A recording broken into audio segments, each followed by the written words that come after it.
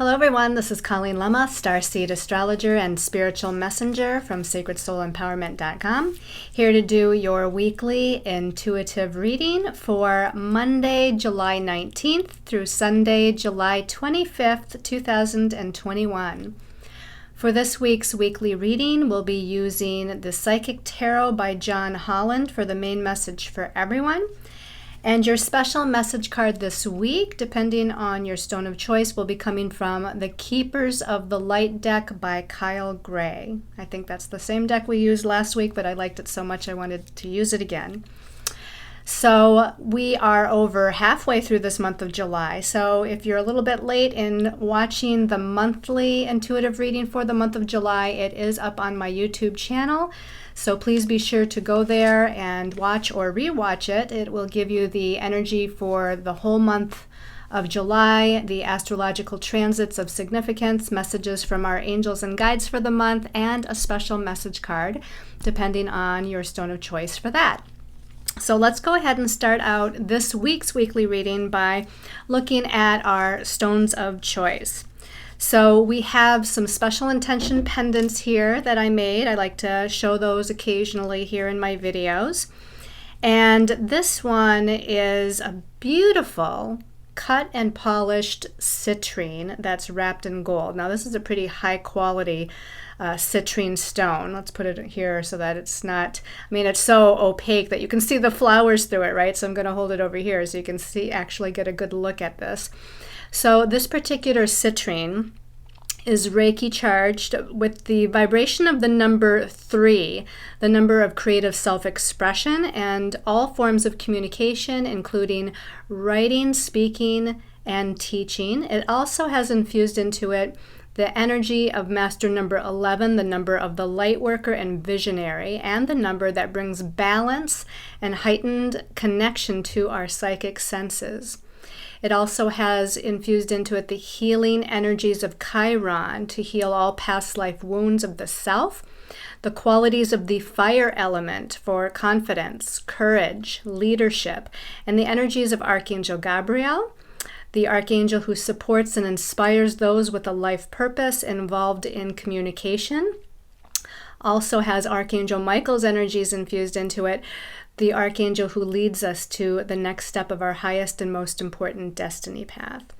Okay, so our next stone of choice here is this beautiful amethyst cluster. Now these are all pretty large pendants, but definitely, you can see that if we put that around our neck, it's not too big, right? So this beautiful amethyst pendant, this one's wrapped in gold as well.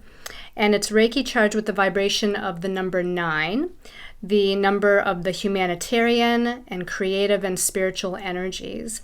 It also has infused into it the energy of master number 11 again, the number of the light worker and the visionary, the qualities of the sign of Pisces for unconditional love, compassion, and spiritual connection to one's angels and guides, the balancing of the crown chakra to open one up to higher wisdom and guidance, and the energy of Archangel Raziel is infused into this one, the archangel of alchemy and divine magic. Okay, and then your last pendant of choice here is this beautiful labradorite cabochon. Okay, you can see if I kind of flicker it around a little bit, you see some of that blue and green kind of reflective, that's the word I'm looking for, that reflective green and blue energy of the labradorite that we're so accustomed to seeing. Now, this mystical labradorite cabochon, this one's wrapped in silver, and it's Reiki charged with the vibration. Again, I didn't realize when I picked these stones out today for this video, this one also is master number 11, the number of the visionary and the light worker. This one also has the energies of the planet Uranus infused into it, the planet of higher dimensional energies and ruler of the God mind energy. The opening of the crown chakra for increased claircognizance ability and inner knowing, and a connection to our star brothers and sisters of the highest vibration of light. Okay, so again, our stones of choice are the beautiful citrine, the beautiful amethyst cluster, and the beautiful labradorite. Okay, we'll probably show them to you one more time here before we look at those special messages. So let's talk a little bit first about the astrological energies of significance this week. Now, there's quite a lot going on this week, and we're leading up to a full moon towards the weekend. So it should be a powerful week with a lot happening. We start out on Monday the 19th with Mercury, the planet that rules the mental realm. It rules our thoughts, perceptions, ideas, and communication style or communication and messages. It's currently in the sign of Cancer, so that brings a more empathic, emotional, and intuitive energy to that mental planet. And it is challenging Chiron on Monday, Chiron the wounded healer, who just last Wednesday, turned to retrograde motion. So we've probably, for the last couple of weeks, you all have had some experiences with Chiron, the wounded healer and shaman. Mystical experiences, dreamtime experiences with healing physically, emotionally, mentally, and spiritually. And that intensification of Chiron's energies is still in play this week because it hasn't quite picked up speed to start moving in what we might call a timely manner for its movement. So on Monday, with Mercury challenging Chiron, we could have some challenges in our perceptions. We could have some challenges in our communications with other people, especially perhaps those with which we have a strong emotional connection, or with home and family personnel, so to speak, because Mercury is in Cancer, which rules home and family and those people that we have a strong emotional connection with. So things might be a little rocky as far as, what we're thinking, what we're perceiving, and again, how we're talking with one another, making sure that we're being sensitive to other people's feelings when we're communicating is part of Mercury and Cancer there. On Wednesday, the 21st, we have Venus, the planet that rules love and partnerships. It rules money and finances and personal resources and our values. And it is shifting into the sign of Virgo on Wednesday. Now, it's going to stay in Virgo until August 16th, so not quite a month, but almost. And Venus, she loves love and beauty and harmony and the expression of all of those things. And in Virgo, she might not be as totally comfortable. Virgo is a little bit more on the perfectionistic side. It pays attention to details. It's much more discerning and mental, which is not a negative at all. But for Venus, she just wants to be, expressive in that realm of love and harmony. And Virgo sort of analyzes energies a little bit, probably too much for her liking. So we might be a little bit more analytical or perfectionistic and or nitpicky when it comes to circumstances and situations or energies within our partnerships and relationships. Now, as far as money and finances, Venus and Virgo could actually be a benefit because we might be a little bit more tuned into the details, organizing ourselves, making a list, again, using those fine discrimination or discernment energies. And so we can, kind of be a little bit more orderly when it comes to our personal resources. On Thursday, Venus in Virgo is opposing Jupiter in Pisces. Now, Jupiter likes to expand what it touches. It's the planet of expansion. It rules our belief systems. It rules the big picture of things and not the small details. And so here Venus is in Virgo, which is about the small details, and she's opposing Jupiter, this planet of expansion, in Pisces, which is very nebulous and intangible. So it might be a little bit of a push-pull, back-and-forth energy going between what we feel is logical and going on the other side with what we feel is more our intuition about things. We can also be a little bit perfectionistic and looking at details and opposing, within situations and relationship matters, this idea of just going with the flow and trusting and having faith. And so there's a little bit of a conflict between those energies, I think, that's going on there. We might be challenged within our own belief systems because, part of us wants to be logical and the other part of us wants to just trust and use our intuition and have that faith that everything's going to work out. But again, those are such opposing energies in that opposition between Venus and Jupiter. I feel like we might have a little bit of a challenge there with that. Also on Thursday, we have Mars in Leo. Mars is the warrior planet, the planet of energy, action, and forward movement, and fire sign Leo, very passionate, very gung-ho. Let's move forward. Let's have fun. Let's be passionate about what we are and who we are and what we do out in the world. And it is in this challenging aspect to Pluto. Now, this aspect is called an inconjunct. Some astrologers call it quincunx. So quincunx and inconjunct are the same aspect. But it means that these two planetary energies, they're in signs of the zodiac that aren't compatible with one another because Mars is in fire Leo, passionate, energetic, inspirational. Pluto is an earth sign Capricorn, practical, logical, down to earth, grounded, cautious. And so again, there's going to have to be some sort of adjustment made with these energies in order for them to get along, so to speak. Mars in conjunct Pluto, well, they both rule Scorpio. Modern ruler Pluto, the ruler of Scorpio, the ancient ruler is Mars. And so there can be something regarding maybe some power and control issues or manipulation issues or death and rebirth or transformation, regeneration issues, all of those things that Scorpio rules. Also on Thursday's a busy day, we have the Sun moving out of Cancer and into Leo. Now, this is the time of year that the Sun makes that transition, so it will be in Leo for the next month.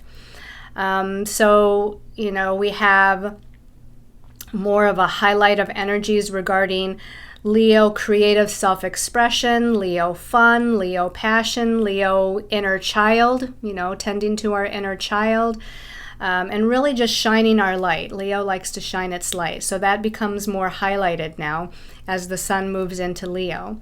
And then to end off on Thursday, and for some of you it may be Friday, depending on what part of the world you're in, but the Sun, newly in Leo, is now in that inconjunct or quincunx aspect to Jupiter in Pisces. So again, there's some sort of adjustment that needs to be made with how we shine our light, or with our creative self-expression or creative projects, or even our own sense of leadership and authority, as Leo can rule leadership and authority as well. And remember, Jupiter in Pisces, Jupiter is expanding into that Piscean energy of creativity and spirituality and going with the flow and having trust and faith, and things aren't really focused or tangible quite yet. And so there's that need to just basically believe that everything is the way it's supposed to be and will work out how it's supposed to. On Friday, this is where we have our full moon. Friday the 23rd is our full moon in the sign of Aquarius. Now it's at 1 degree of Aquarius because the Sun has newly gone into Leo, the opposite sign. That's what makes our full moon. So the full moon in Aquarius, of course, always a full moon is a time of completion. It's a time of releasing and letting go of situations or energies or circumstances that are no longer in our highest and best interest. The full moon increases our intuitions. It magnifies our healing and psychic abilities. It magnifies our emotions as well. And the only aspect, as far as I can see, that this particular full moon at 1 degree of Aquarius makes is that inconjunct or quincunx aspect to Venus newly in Virgo. So again, there's some sort of adjustment that needs to be made within relationships, partnerships, love connections, money, finances, personal resources, and our values, what we value in ourselves or what we value in our lives. On Saturday the 24th, Mercury in Cancer is in a positive connection. This is probably one of the most, if not the most, positive aspect all week, is Mercury is trine Neptune. So there's this beautiful harmony with our mind, our logic, our empathy, our emotional nature, our psychic abilities, our intuitive abilities, our ability to trust and have faith, our ability to use our imagination or inspiration to create and visualize what it is that we desire. So it's all with Mercury and Neptune and the water signs. It all starts on that spiritual and or really the emotional level, right? But it's a beautiful, harmonious aspect. So great for creative writing, great for meditation, great for visualization exercises, great for communication, where we need more sensitivity, where we want to be more sensitive to the people we're talking to and their point of view. And we want just a more flowing and easygoing kind of conversation. Although it might become a little emotional, there is a potential for that, even though it's a positive aspect, because they're both in those emotional water signs, Cancer and Pisces. On Sunday, we round out the week with Mercury in Cancer opposing Pluto, that planet of death and rebirth, power and control, transformation, regeneration, and digging deep beneath the surface. Pluto likes to go into the shadow side, so it's great for doing shadow work, subconscious work, healing those subconscious wounds and patterns, especially because it's Mercury, right? Because Mercury rules the mind, it's in Cancer that rules the emotions, and it's opposing Pluto. So it's asking us to go dig down deep, look at your shadow side, heal some of those emotional subconscious patterns that we might have, and we might even work some of that out with other people because it's an opposition. And oppositions often work out our energies in relationships. So we could have some power and control things going on where we need to take our power back or reclaim our power in some way. But Mercury is in that gentle, loving, empathic sign of Cancer. So hopefully we can do that in a nice, peaceful, kind, sensitive way. So that's what's going on astrologically this week. Let's go ahead and change our perspective and view here and see what our angels and guides have to tell us for the message for the week. Okay, so let's remind everybody what your stones of choice are one last time. We have the beautiful citrine wrapped in gold here. We have got the amethyst cluster also wrapped in gold. And then the last pendant of choice was the special intention labradorite cabochon there. Okay. So let's go ahead and take a look at the messages from our angels and guides before we get to that special message card. So you can see here we've got 2, 4, 5 cards. The first card and the last card came out as 2 each. So we've got, just like a busy week astrologically, we have a busy week also with the messages from our angels and guides. So the first card we have here is the 2 of emotional. I had to think for a minute what this suit was. In this deck, it's called the emotional suit. So this is the 2 of emotional. Of course, a lot of you may have guessed that this is like the 2 of cups in the traditional tarot, right? So this is talking about one-on-one relationships and partnerships. This can be, although it looks definitely to be about romantic partnerships, I'll say that because Mercury is in Cancer and the Sun up until Thursday is also in Cancer. This can also be family members as well. And let's say also just friends, people that we're strongly emotionally connected to. So whatever the relationship matters are about, that actually seems to be taking precedence. We're talking about hopefully being able to see eye to eye, but we got to see what that other card is that came out with it, right? And we did talk about Venus moving into Virgo this week. So this may in fact be that we're not seeing eye to eye. We'd like to see eye to eye. We'd like to be on the same page. Of course, we always want to be in harmony with those that we love.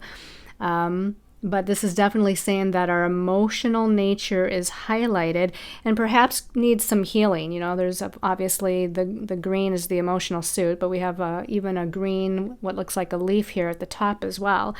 So We may need to use that green light of the heart chakra to bring in healing of old emotional wounds. This can even be dealing with partnership and relationship challenges from the past too, where again, we need emotional healing to be brought in. So let's go ahead and take a look at that card that came out with it to see if that gives us additional information on that Two of Emotions there. Okay, so this is Major Arcana number 18. In this deck, it's called Shadow. Okay. In the traditional tarot, this would be the Moon card. So interesting that this came out the week that we do have a full moon. And of course, remember, full moons always heighten our emotional nature, our emotional responses. So this is about looking at the shadow side of ourselves and our emotional actions and reactions, the shadow side of connection within relationships and partnerships. And again, we're going to be emotionally triggered. That's what I feel like. To me, the moon card, the shadow card happening the week of the full moon and coming out with the Two of Cups says that we're going to be a little bit more emotionally sensitive this week. We're going to be a little bit maybe emotionally more reactive this week, both just within ourselves and by ourselves, but also within our interactions with other people. And it's going to benefit us to look a little bit more deeply, because the moon in astrology rules our subconscious or unconscious nature. So what is it within us? What's being triggered? What are the old wounds that are being triggered, and why? Is this a wounding from childhood? Is this something that's been a pattern from other lifetimes that perhaps you know about? So look at where the wounding comes from. So we can't always control our emotions or our emotional reactions, but we can become more consciously aware of what is triggering us and why, and where the core wound is, or where the core wound goes back to, so that it can be healed. That's what our, part of our journey here on the planet is about, healing those old emotional wounds, both from this life and previous lifetime incarnations. Okay, let's take a look at the next card here. Okay, this is Major Arcana number 4. So another Major Arcana. This is called Authority in this deck. In the traditional tarot, this is the Emperor card. So the Emperor is about authority.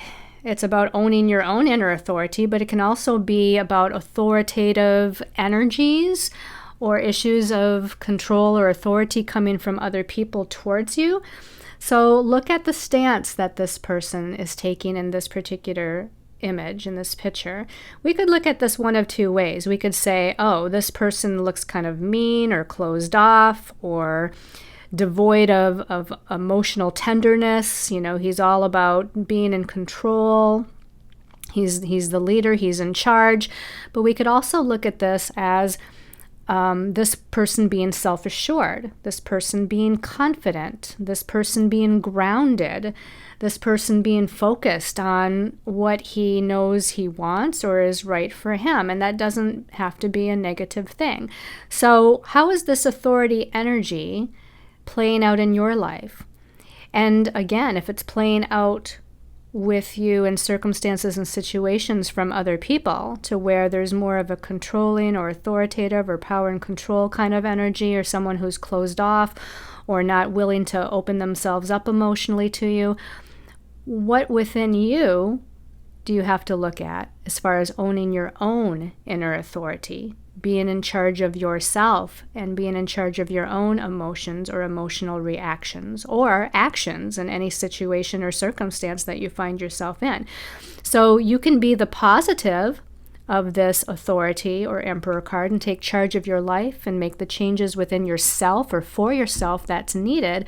Or, if the case is true that this is working out in your relationships in some way, shape, or form, is there an imbalance of the energies between you and the family member, you and the partner, you and the friendship?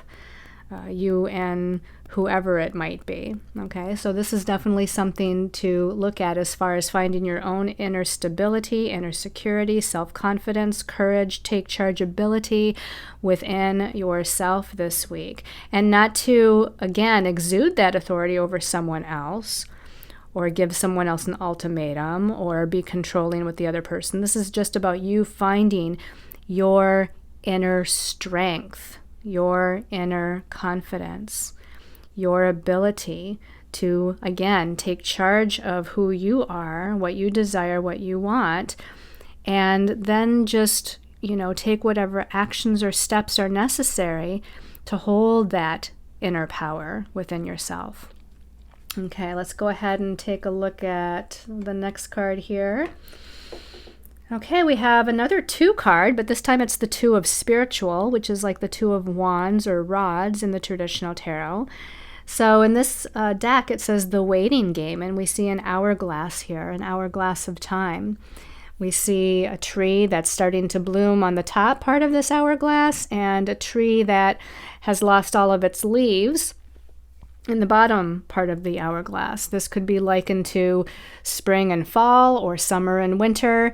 Either way, there's a timing element that's happening right now in your life. There's a need for some sort of balance, patience, and to wait before taking action. Now, if you can't wait before taking action, sometimes the universe just pushes us into action, or the circumstances unfold in such a way where we have to take some sort of action. That's okay. That's perfectly fine. But know that this card is also suggesting, if the universe doesn't have you in that place, to maybe you need to just hold off and wait and see. This is kind of like wait and see what happens. And this might also be saying that as we move into another season, like for those of us here, in the States side, we're in summertime. Those over in the Australian side of the globe are in wintertime. This is saying that if you're in wintertime, you might need to wait till summertime. If you're in summertime, you might need to wait till wintertime.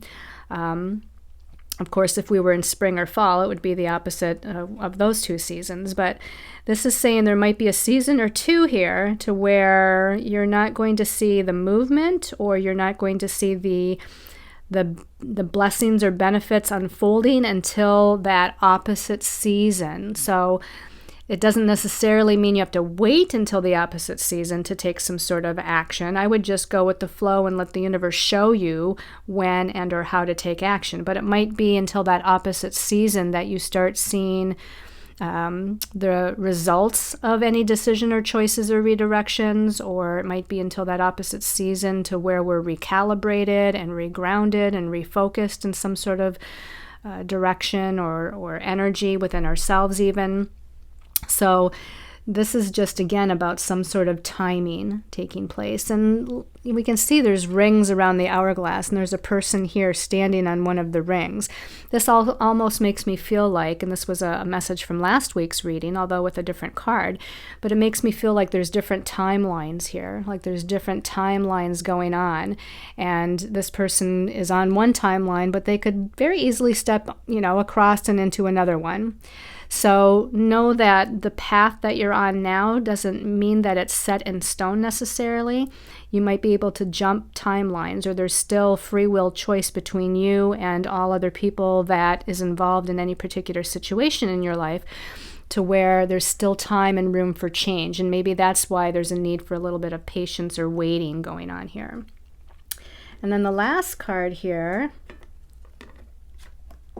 Okay, we have a 3rd major arcana. So an important week with this full moon energy. This is major arcana 21. In this deck, it's called Universe. In the traditional tarot, it is the World card. And the World card of the universe here speaks of a successful completion of the soul on its journey so that a new beginning can start. So again, it's the last of the major arcana. So we're nearing the end of some sort of cycle. It might be the end of a karmic cycle. It might be the end of, a soul cycle of growth and evolution with a particular pattern or circumstance in our lives.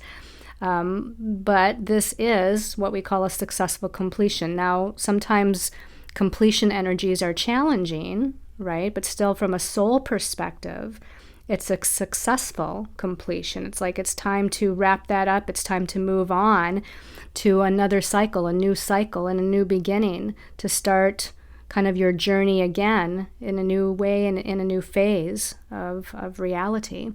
So I feel like here, obviously the universe has your back.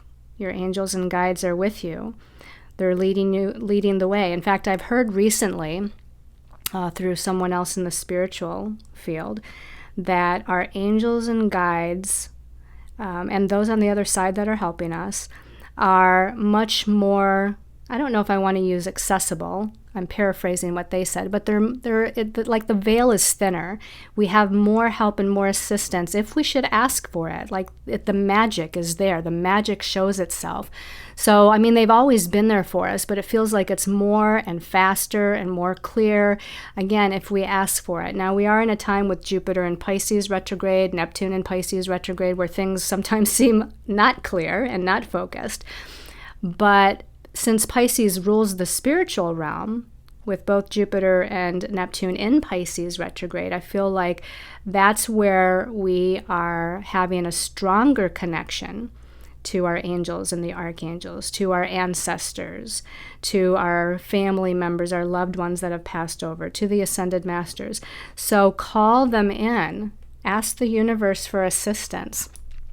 Ask the universe for guidance as to what is the next step on your path, when the next step should happen. Show them to give you some sort of idea of timing if they can. Ask them for help, because they're there to definitely help you. Okay, so let's go ahead and see what the special message card is, depending on your stone of choice. So for those of you that chose the citrine special intention pendant, so message for citrine people, guidance for the citrine people. Oh boy, I opened my eyes and that one was just sticking right up. Serapis Bay and Ascension. Oh, I love this card. I've been pulling this card a lot. I've been actually using this deck a lot since I just got it 2-3 weeks ago. But this is Serapis Bay Ascension. It says, move into your true self. Rise above the darkness. The light is here. Now, Serapis Bay, you can see, has an Egyptian sort of symbology surrounding him here, right? So this might be indicating for some of you that you have some sort of connection to an Egyptian past life. This is like Pharaoh energy here, right? And we've got a lot of crown chakra energy going on here. We've got the thing that the pharaohs would wear on their head. We've got, looks like a couple of cobra heads here sticking up from the headdress. We've got this red circular image here, which to me is red is kind of an activation. It's activation, it's passion, it's movement, it's energy. So it's activating the crown chakra. It's activating your claircognizance, which is your clear knowing. It's activating that crown chakra for a download of information, whether that happened in awake time or dream time. And then we also have, these wings coming off here. So higher wisdom and knowledge, higher perception that comes from this. This is a lot of crown chakra energy here to me. So know that you're in a process of ascension. You're in a process of soul evolution and growth. I feel like you're taking big leaps. You're taking big leaps on an evolutionary level towards this spiritual idea of ascension. So move into your true self, rise above the darkness. The light is here. All right. So those of you that chose the amethyst cluster, a special message for amethyst cluster people. Special message for amethyst cluster people. This one's calling my attention here. Charity, prayer, and contemplation. And this one says, connect with heaven, ask and you shall receive. And we were just talking about the connection, the veil between the realms of reality are thinner, right? So call in your angels, call in your guides, call in for the assistance from the heavenly realm. Ask and you shall receive, it says. And, even Charity here, I'm going to call this person Charity. She also has crown chakra energy going on here with the roses, the flowers. A little bit different with Serapis Bey. Serapis Bey had that gold energy, which is more like, solar plexus, personal power, right? Personal power, confidence, courage, own your power. This is more like, opening up to unconditional love, unconditional compassion, and unconditional forgiveness, and prayer and contemplation. She looks a lot like a nun or like a Mother Mary figure, someone who is all about, peace and balance and harmony and love. So for you all, opening up the crown chakra here more to the idea of that unconditional love, compassion, peace, purity, perfection, in a spiritual sense. And also, again, that idea of forgiveness here and offering all of those higher energies, kind of visualizing or sending out your intentions to either your higher self, your past life self, other people that you are in relationship with, or past ancestors. This, again, has this idea of connecting to all that is, connecting to all you are, connecting to all you have ever been, and just really sending out that healing energy, again, signified by the roses, right? The heart chakra, the roses, the love, sending out that unconditional love energy in prayer, intention, contemplation, visualization, to open yourselves up to the beauty and the blessings and the peace that's all around you. And that will help it to manifest in your life. Okay. All right. And for those of you that chose the Labradorite special message for Labradorite people. The one on the bottom is calling my attention, so that's the one I'm going to pull. And this is Kuan Yin. Kuan Yin, care and compassion. So we have a couple of gentle energies here. And this one says, choose to be love. Do what is right for everyone involved. Offer a helping hand.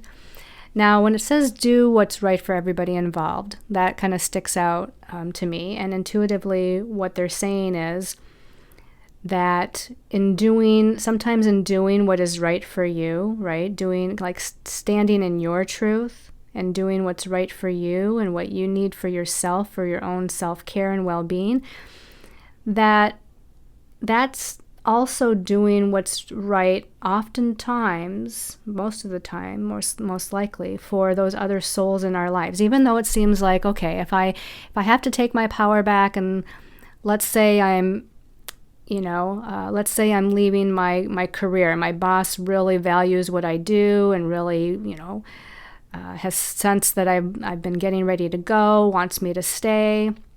But I know what's right for me is to start my own spiritual business and branch off in another direction.